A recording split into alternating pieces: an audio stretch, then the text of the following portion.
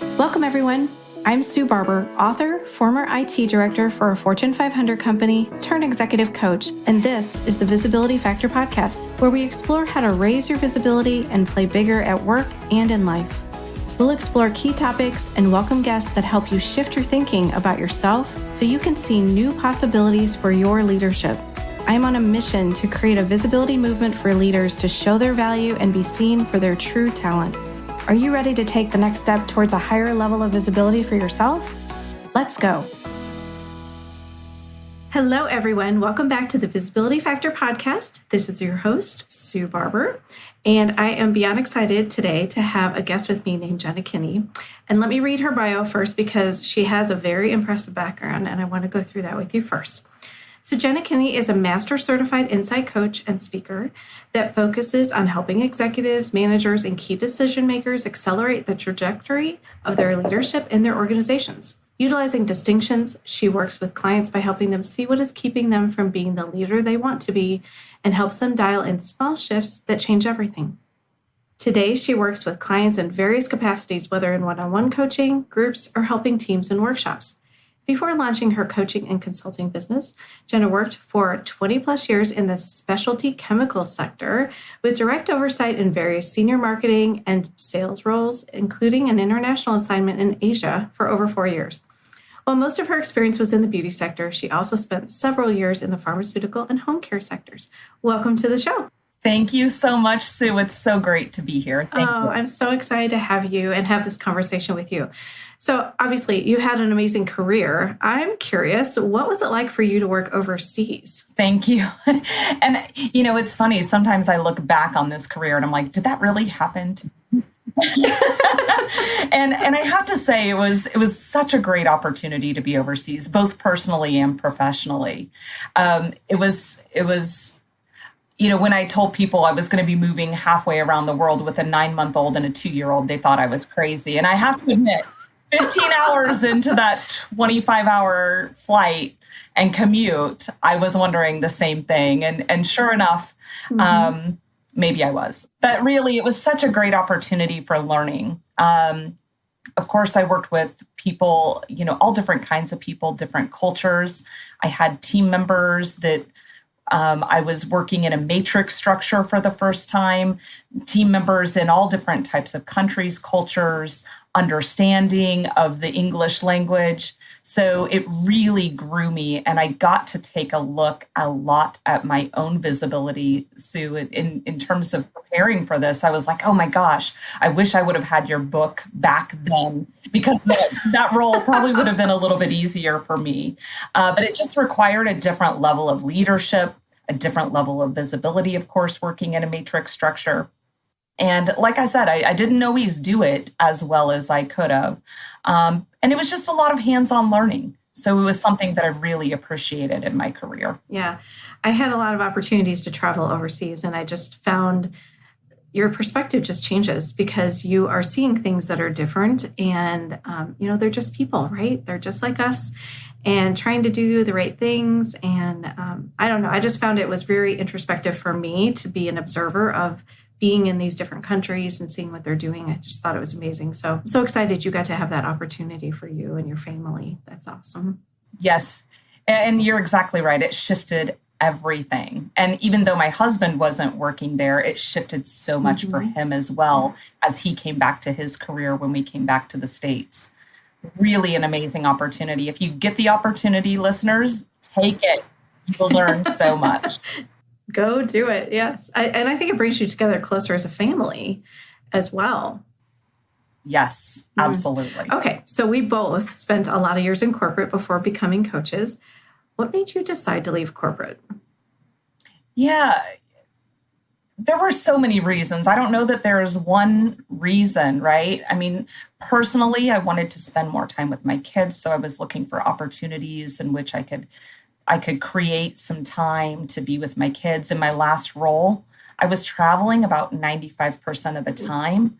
That was going to drop significantly because I was building a consumer care center here in the state of New Jersey. But it was really challenging to be gone so much and to be so far away from my children, which were still pretty young at the time.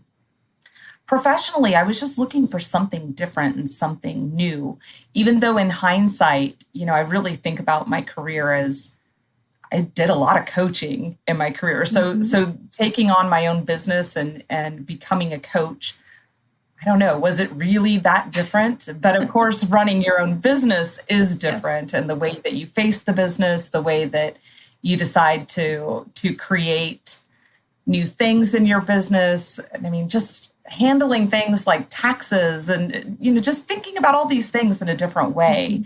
And that excited me. And so that's what I really loved about that opportunity, to be able to step away and create something just brand new for myself. Oh, that's so cool. I love that. And just thinking and listening to yourself, like, what is it that I kind of want out of my life? And especially when your kids are young, I think it's really hard to be away that much. I can't even imagine traveling. I traveled a lot, but not that much. So I can't imagine how you would do that. So I definitely had my own experience of transitioning from corporate to becoming a coach and owning my own business. And I think you're right. I think it's less about being a coach because we've done that, but it's more about how to run a business, how to start a business, how to market a business, how to sell, what we're doing to other people and help them see the value in it. What was that transition like for you? Yeah, I wish I could say it was all rainbows and unicorns, honestly. And in many ways it was, right? I mean, I had set myself up properly. I actually speak to a lot of coaches that are inspired by what I did, and they'll come back to me and say, Jena, tell me how you did it. And I'm like, well, listen, the way that I did it isn't for everyone. I did create a nice runway for myself to give myself some space and time to be able to, grow my business before I really needed to contribute financially to my family. So that was really helpful and really useful to create that. And I think for me, I thrive a lot under the pressure. So that worked really well for me.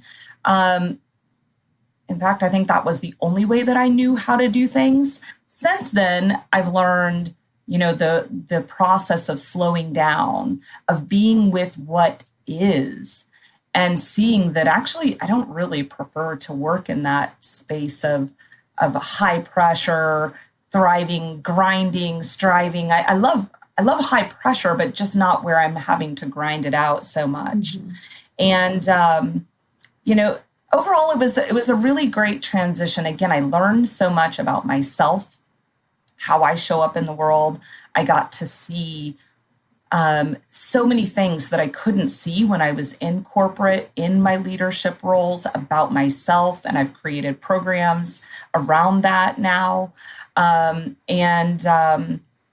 just really love serving people, like really being with people, helping them see the same things and how they can create that in their lives. And so I think that's what really fuels me, even during the difficult times of running your own business. It's like, I got to figure this out because I want to be able to continue to serve people in this way. Yeah. I mean, I feel like I had a bit of an identity crisis in some ways, just because I was so tied to craft, and my credibility and identity were very much tied to them.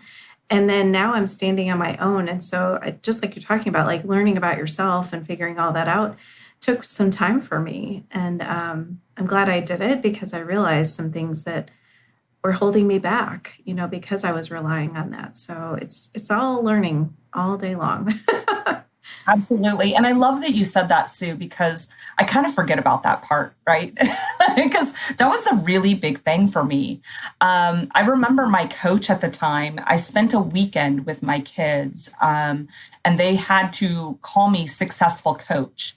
That was the exercise. They couldn't call me mom. They couldn't call me anything else. Everybody had to call me successful coach, because I too was really struggling with that identity crisis, right? I had spent so many years in corporate and sales and marketing types of roles, doing, certain things. And then now all of a sudden I felt like I was all the way over here doing something new, even though one of the things, and I still see this coming up for me, seeing the similarities between what I do here versus what I did in corporate. I wanted to throw all of that corporate stuff away and forget about it.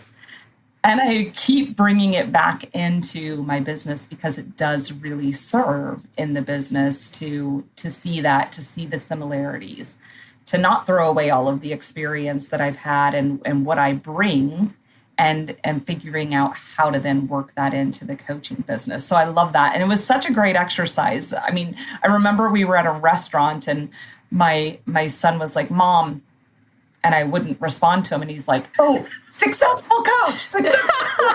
And all these people like turned around, and I was like, "Yes," like really emphatically. And all these people like turned around. They're like, "What is going on over there?" Oh But it's just a really fun way to experience a new way of being, a new identity.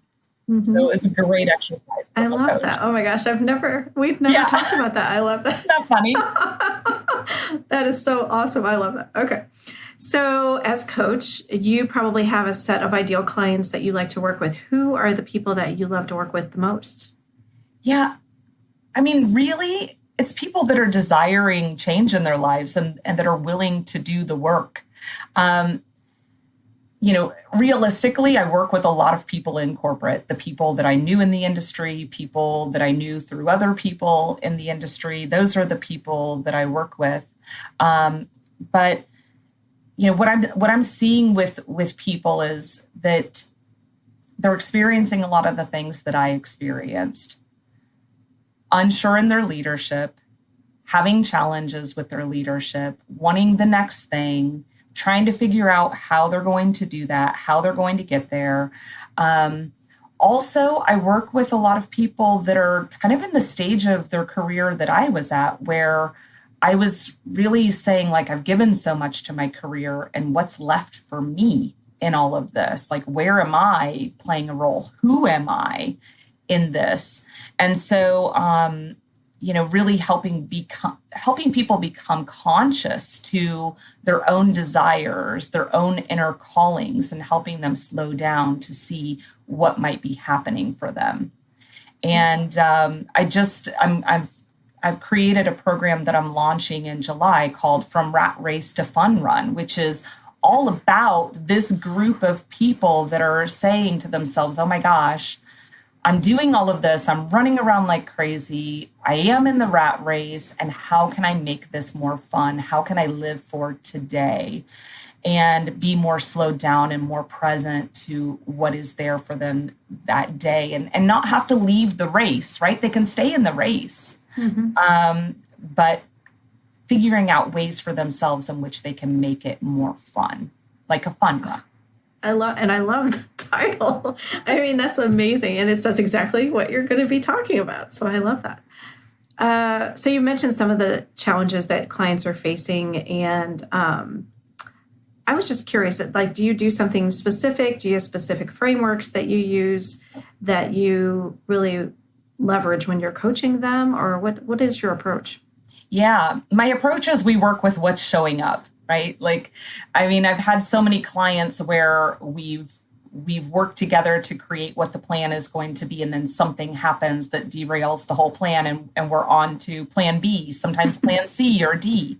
Yes. And, I have a recent potential client where we were supposed to be talking about their leadership in their role, and we ended up spending the entire time talking about her relationship with her partner, because that's what was coming up for her. That's where she felt like she was being held back. And when we can slow down, and you ask about frameworks, the framework is so simple, right? It's slowing people down, helping them see what is present, really getting a better understanding about their beliefs, what they're seeing, how they're relating to what is happening, and then figuring out a plan forward. We, sometimes some clients like to spend some time like really digging into how they're relating to it. And to me, that can be important to really understand where it comes from and why they're like this. But to me, it's more important to get them moving forward and figuring out different ways forward. I work with senior leaders that are having problems relating to their peers, to their direct reports. I work with leaders that are wanting the next role or are transitioning into the next role and having some challenges with that. It's every client is different, which is why I love this. Even though they show up looking seemingly the same, the work is different on every call, which is, again, why I love this. I love being creative, and I get to be creative in how I help clients see things, how I help them, understand how their actions can really create something new for them. Mm-hmm. Well, you just have such a calming presence. You're very calm to listen to, and I can see how it helps them slow down and really see the things that they may not see, right? The blind spots that they have. But I love that you also brought up about the personal, because that happens to me quite often as well with clients. And I always see them kind of hesitate, like, is it okay to talk about this? You're one person, right? So let's talk about that and see, because it may be showing up for you at work, or your work stuff may be showing up at home. And I think it just helps you see the holistic view of that person and help them move past some of those challenges. Absolutely. And the amount of clients that I talk to about sex is actually really crazy. I never thought this was going to occur for me. And yet it comes up quite often because they're, challenged with different elements of this in their lives. And, I have a client that, when we first started working together, he showed up on several calls and I'm like, I don't know how to help you. And I finally told him, I'm like, listen, everything sounds great in your life. I don't know how to help you. And he's like, well, actually, I think I might be unhappy in my marriage. Mm-hmm. So we worked through that and he took a lot of action around that. But, it's just like, we just don't know how it's going to show up. So that's why I love the fact that I get to work with whatever is showing up. And that framework works for everything that shows up. Mm-hmm. And so we get to just really slow down and work through that so they can see what's what and how they want to work with it. Yeah, I love that. So you and I have talked a lot because you have been tremendous and recommended my book to a lot of your clients. And I love you for that. So thank you. Thank you. What were the things that they talked about? I think it would help the audience understand a little bit more about the things that you were seeing that led you down the path of saying, I think you need to read Sue's book or follow the process. What were those things for you that you saw? Oh, well, first of all, Sue, thank you for writing the book. I know that writing a book is maybe not as easy as it maybe looks. But for me, I think first and foremost, this book helped me see where I wasn't showing up and where I could take off my own visibility cloak, invisibility cloak. I was being invisible, right? Mm-hmm. So where I could take off that cloak and become more visible even in my coaching. And so for me, it created this vocabulary that didn't exist for me before. I mean, when I was in corporate, we had a lot of different things that we did for our employee development, right? I don't remember visibility being a checkbox on there, right? And so I think what struck me the most was how much this book could have helped me in my career, first of all. And so that for me is just paramount. I believed in my own way of working that my hard work would carry me wherever I needed to go. And I remember when I read your book and there was that chart, the Harvey-Coleman study. Yes, mm-hmm. I had to pause to remember the Harvey-Coleman study where it's like your hard work only will account for 10% of your career success. And I'm like, what? And I remember even pausing and saying, that can't be true. That can't be true. I worked really hard and I had a great career. But what I saw was I had a lot of advocates that were helping me with my visibility within the organization, even though I wasn't doing it for myself as well as I could have. So when I share that, I share that with almost every single one of my clients at some point in time in our conversation, because they have the same belief, right? And they get really frustrated because they're working so hard, taking on extra projects, doing the work, and it's not resulting in what they want to see in their own careers. And so to me, it just creates a conversation for them to say, oh, well, then what do I need to do, right? It allows for that slowing down and that understanding of how they're relating to this for them to be able to create something different. And I've had clients really be able to slow down and see that, they're really good at taking on projects, but they weren't really good at pulling people in to see the project work that they were doing, right? They were just head down, getting the project done, turning it in, hoping to get all the visibility in the world and that it would carry them through, right? And so one of my clients, she was working on bringing in a new project, and we just really slowed down, and I was asking her all these questions. Okay, what are you going to do, to help people see above you, 2 levels, 3 levels, 4 levels up what you're doing, right? And what are you going to do with the people around you to get buy-in on the project and bring them in, And so that was really cool for her to see. Like, she was like, wow, this is fantastic. It helps create conversations, I think you call it skip level conversations, and, creating those conversations that may not exist. I had a lot of opportunity to have those conversations in the organizations I worked in. And not everyone has those opportunities. So to figure out ways to create that for yourself and to then be able to show up in those skip level conversations with meaningful and powerful ways of talking about your projects and what you're doing to move things forward, and to be able to ask really powerful questions to get a better understanding about the direction of the business, right? And what these senior levels are seeing as important, for the business growth and your growth personally. And there were also simple things such as I had one senior leader talk about where she was sitting in town hall types of meetings. She told me, she's like, oh yeah, I always sit in the back. And I'm like, okay, what are you going to do to move up? So she created a plan around that, what she was going to do to physically fill the space, right? And to step into her own power, her own ownership around visibility.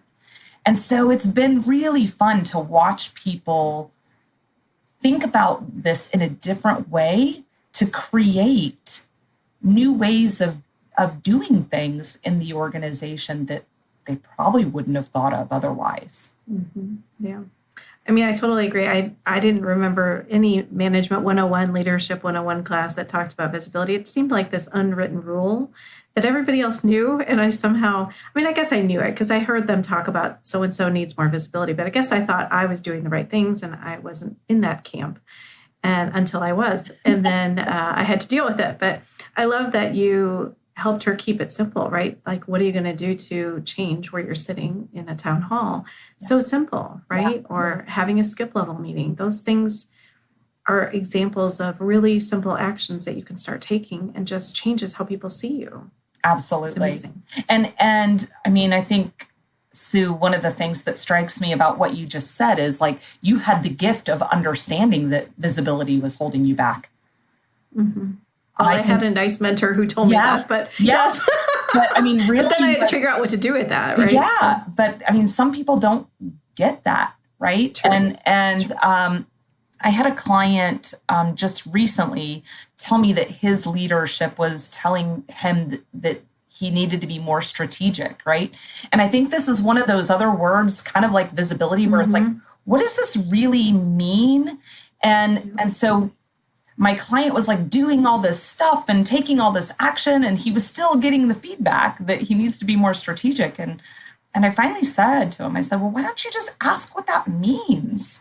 Right. And then the senior leader told him what it meant. And he was like, oh, it was like asking more higher level questions in meetings. And meanwhile, he's like racking his brain trying to do all these other things that weren't going to get him to where his leadership thought he needed to be in the way that they wanted to be strategic. So I think the same applies in terms of visibility. I think it's a great question for us to be asking our senior leaders in performance reviews and other meetings like that, where we can really get a better understanding about this. And that's what I love about this. Again, it's like creating a whole new vocabulary that just isn't really talked about that much in corporate organizations. Love that. Well, thank you. And I thank you for all of the support and help on the book. You've just been amazing. And I know it's really going to make a difference for people. And just that example you just gave is, let's keep things simple. Let's not overcomplicate them. And let's just find some simple actions that you can just be consistent and really intentional with that make a difference. And that's how people start to see something different about you. So that's amazing. I know that you have a great leadership transformation program that you work with a lot of leaders on. Can you share a little bit about that with the listeners so that they can understand what that program's about and what the outcomes are that people get from it? Absolutely. Thanks, Sue. It's called Transformational Leadership. And the thing that I really love about this program is it's modeled exactly after what I went through and some of the discoveries that I had about my own leadership. I mean, I was always part of, senior leadership tracks in every organization that I was with. I had every bit of leadership training that I should have had. I should have been the best leader ever. And yet there were times when I was not showing up as a great leader. And so I really, when I became a coach, I started to take a look at that, right? What was holding me back? And it wasn't necessarily in the lens of leadership. It was just in life in general. And what I saw was this desire to get a pat on the head was driving some really bizarre behaviors for me. And so when I thought about this leadership program and what I could create for people to model what I went through, what I saw in myself, how I was able to grow from that, I wanted to create a program where we don't come in and we don't talk about how to be a better listener, for example. I know that everyone coming to transformational leadership knows that they need to be a great leader. And what we start doing is we start taking a look at what is keeping them from being a good listener, right? So we're looking underneath this. They can Google how to be a better listener and get all of the frameworks that they want and what's going to work for them. But again, the frameworks don't work if you're not understanding what is keeping you from listening. And I had a client in transformational leadership once that showed up. We had done some pre-work, and it was a long video that they were asked to listen to. And the client showed up and he said, actually, he didn't say much at all. These are small groups. So when you're not speaking in my group, it's obvious. So I actually called on this client and he said, I really didn't care for the video very much. And I was like, oh, okay, let's talk about that a little bit. And we had some conversation on the call, but then he had messaged me about something else after the call the next day. And we got on a call and we talked. And I brought up what had happened in our program the night before. And I said, what was going on for you? And he's like, I don't know. I just didn't really like the video, didn't really connect with it. And I said, oh. And it was funny because 2 weeks ago, we had just talked about listening. And I said, can I share with you what I see? And he said, yeah. And I said, I see, because I had done some work with this client outside of transformational leadership, I could see that this video brushed up against his beliefs about people getting credit for something that he didn't believe that they should be getting credit for. And so I'm like, this is what I see. I'm like, I bet you didn't listen to more than a half hour of this video because it was making you angry inside. And he was like, yeah, that's exactly what happened. And so I shared with him, I said, this is what we mean when we're talking about, being able to listen, right? It's like, understanding those triggers, what's coming up for you, and to be able to work through that, to still be able to stay in the conversation, doing what you need to do in the moment to stay in the conversation. So it's such a great learning for him. And that's what we create there, right? It's like more calmness, more confidence in your leadership, because it's not about, oh my gosh, am I going to have the right thing to say? It's about, I'm slowed down enough to understand what's happening for me so I know what to say. And if I screw it up, I can always go back and fix that. And so I think that brings just, I didn't really think that it was going to increase confidence for people as leaders, but that's the feedback that I constantly get, because it just helps them get more in touch with themselves, slowing down again, understanding how they're relating to it, and then figuring out how they want to deal with it. So they can deal with whatever is coming across their plate as a leader. It reminds me, I'm running a program at a company for more, I would say, junior leaders, right? They're just going to become managers of people, or they're, taking on more responsibility. And every time, what's interesting to me is at the beginning, they talk about a lack of confidence, just like you mentioned. And then at the end, they talk about how their confidence has grown and all of that kind of stuff.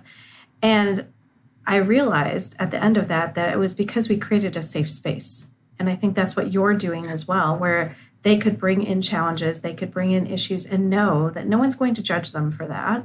I'm not their manager. Right. And, I can just help them find ways to take action differently, right? To be able to build that confidence. And I think you're doing the same with this program, which is pretty amazing.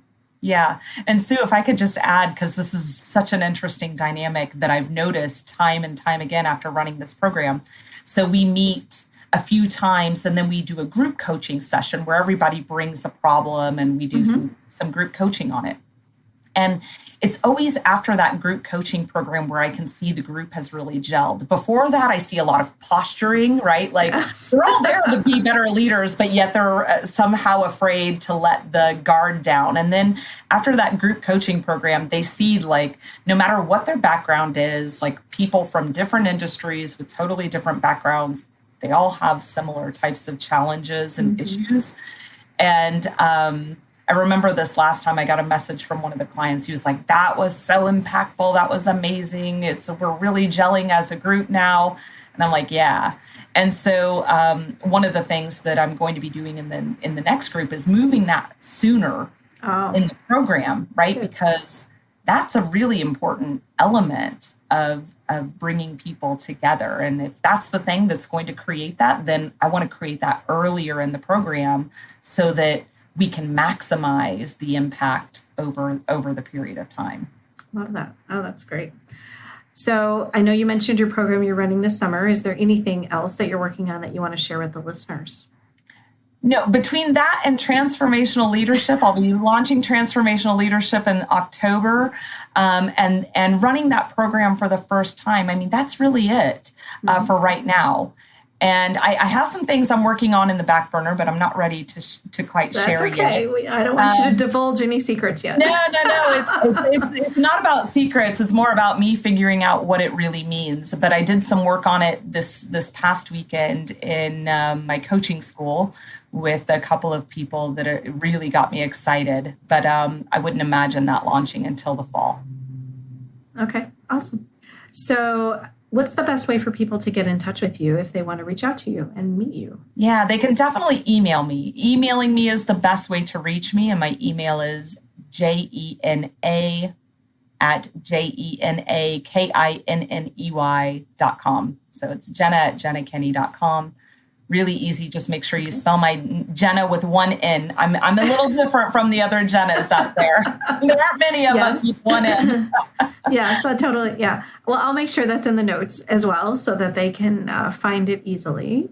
Well, thank you, Jena, so much for being here. I loved our conversation, and I hope the listeners take away some great nuggets of advice that she has shared. If you're interested in her program, reach out to her. I know it's phenomenal. I know her as a person and a coach, and she has always taught me new things every time we talk. So I know you'll get the same from her.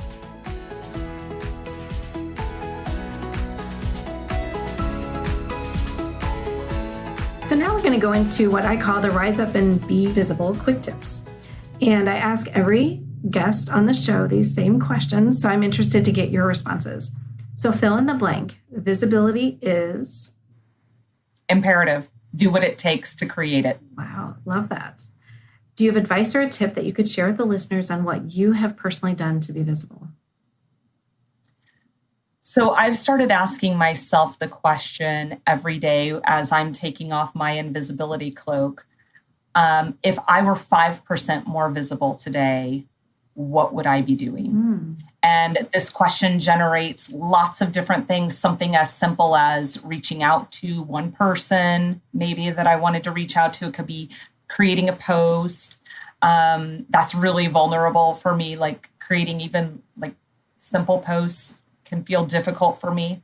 Or it could be creating a new program or, creating a speaking engagement. So it can be small or big. And I love the variety that question allows me to experience. That's awesome.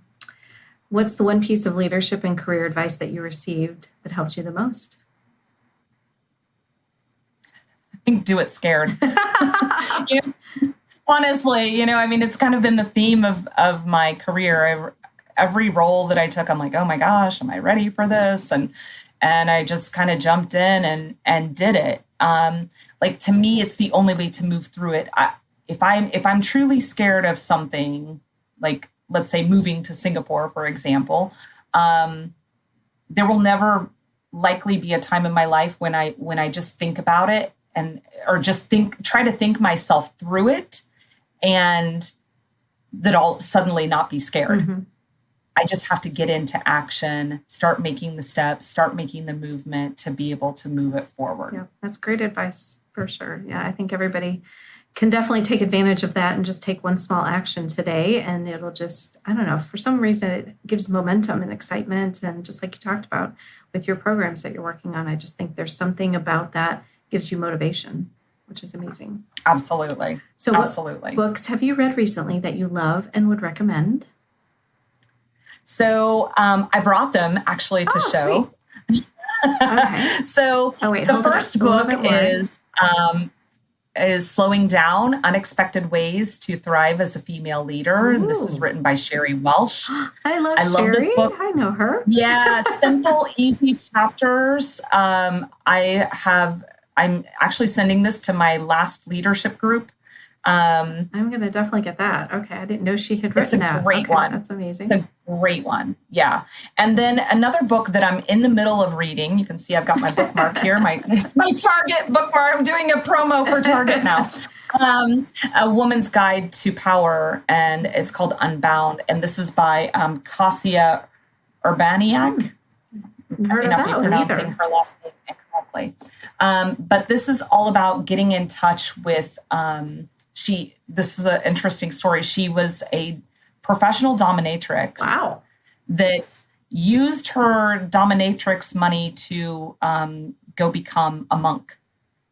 And in the book, it's all about how you can use your power, your internal and external, when you're being internal or being external, how to utilize that to really create conversations and to be in relationship with conversation differently. And it has lots of exercises in it, lots of fun things to discover about yourself, and just a really interesting dynamic. I was going to say, just an interesting story in general. Yeah, absolutely. I'm actually going to be in a book club.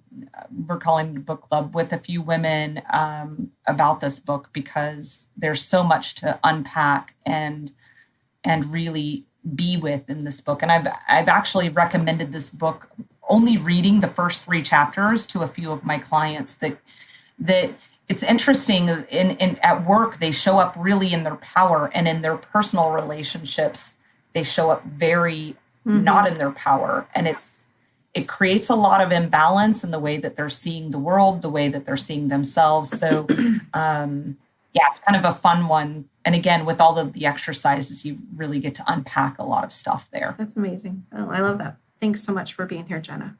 Oh, thank you so much, Sue. It is such a pleasure. And thank you again for writing this book, because I think the impact that it is going to have on the world is just going to be, it's going to have that huge ripple effect that can really shift things. So thank you for doing that. Oh, thank you so much. That's my hope. That is really my hope. So thank you for that. Thanks so much for listening to the Visibility Factor podcast. Remember that visibility starts with small steps that are intentional and consistent each day. Be bold, be visible, be the leader you were meant to be. Find us and subscribe on Apple Podcasts, Spotify, and wherever else you listen to podcasts. Follow us on all of our social media platforms, which are highlighted in the show notes. Thank you for listening, and we'll see you next time on the Visibility Factor podcast.